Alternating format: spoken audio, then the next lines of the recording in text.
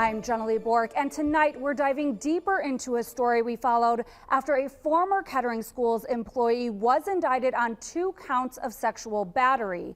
The case didn't go to trial. The prosecution offered a plea deal, and the defendant took the deal through his attorney. Now, the victim coming forward saying she feels like the sentence given wasn't harsh enough. Because I was 18, people were assuming that because I was old enough to give that consent, that I did. When I graduated high school, things just got worse for me. I can't live a normal life, at least not yet. A local woman whose identity we've agreed to keep confidential says she's still dealing with trauma from her late teenage years. That's when she met Joey Irwin, a former Kettering Fairmont High School IT employee. It's a moment, she says, would dramatically change her life.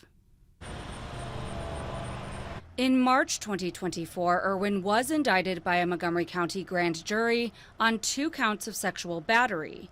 Court documents alleged that Irwin engaged in sexual conduct in the IT department while he was a systems administrator with a high school student. The student was 18 years old at the time when it happened, between August 2012 and May 2013. A Kettering police report shows the victim first came forward in January 2024. I asked her what made her come forward after all these years. When somebody else came forward about the choir teacher, Mr. Kohler, that's what gave me strength to come forward about my case. Matthew Kohler, the teacher she's referring to, was the choir director for Kettering City Schools. He pleaded guilty to child pornography charges in April of this year after a student came forward to police in 2023. In Irwin's case, the victim told police she was in an information technology class when her and other students were introduced to Irwin. The police report states she was displeased with the teacher's approach and sought Irwin's assistance. Police interviews with both the victim and Irwin confirmed that she became a student aide and would work with him during classroom time and study hall. One thing led to another, and he had full control of me. The victim told police things became sexual in nature when he kissed her while on school property after previously complimenting her and asking her about her interests. Irwin was married at the time. Both Irwin and the victim told police they began messaging each other and eventually met at least twice at a motel in Moraine to have sex, which was before the victim graduated from the district. Looking back, she feels the district didn't do enough. I feel like I was failed twice. Once because there was another teacher while I was in school that picked up on it and reported him. I received Irwin's personnel file from Kettering Schools, and he was put on paid administrative leave on October 23, 2012, and given a pre-disciplinary hearing notice. The notice says, quote, "Concerns have been raised by several staff members concerning your relationship with a student assistant." These are some of the allegations that were listed. The director who issued the notice also stated she was unaware Irwin had a student assistant.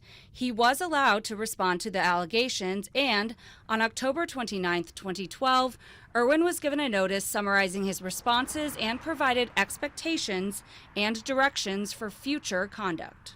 I feel like I got swept under the rug because nobody came to ask me anything. Both acknowledged to police they continued to see each other after she graduated, and during that time, Irwin could watch her in her apartment because of cameras that were installed, which he claimed she wanted there to prove she was only with him. She explains things differently. He had pretty much brainwashed me and groomed me, controlled me consistently for 6 years. He had my location always. I wasn't allowed to do anything. I got yelled at, screamed at. There weren't any charges for anything that happened after she graduated, but more than a decade later, in March of this year, Irwin pleaded guilty to lesser charges than he was originally indicted for. Those were 1 count of sexual imposition and 1 count of aggravated assault.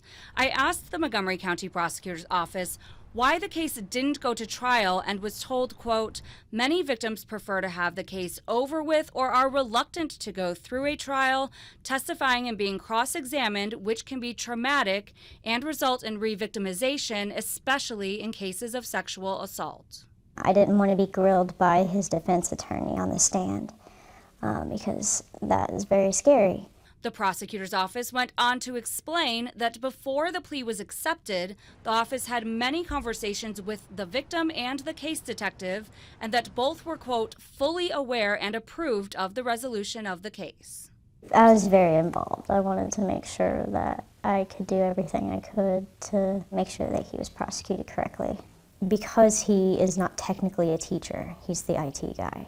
There was a chance that he would get off scot-free, so I agreed to the lesser charges. Before sentencing, the defense submitted a memorandum asking for no jail time, citing that Irwin had no criminal history, he has 3 children he's the sole provider for, was fired from his job with Kettering Schools after being arrested, he had trouble finding a new job, and had to register as a Tier 1 sex offender, further arguing a similar incident never happened again and Irwin was remorseful.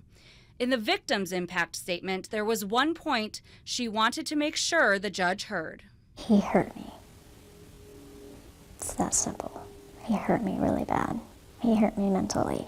Irwin was given a sentence of 5 years probation and 8 weekends in jail. The Montgomery County Prosecutor's Office says the court takes many factors into consideration before sentencing and, quote, in this case, the judge made comments on the record about why she was not sending the defendant to prison. She cited his age and lack of a criminal record, he did not have a drug or alcohol abuse problem, and that there were no other allegations against him. But the victim says the sentence was not enough. So I feel like I was slapped in the face a little bit.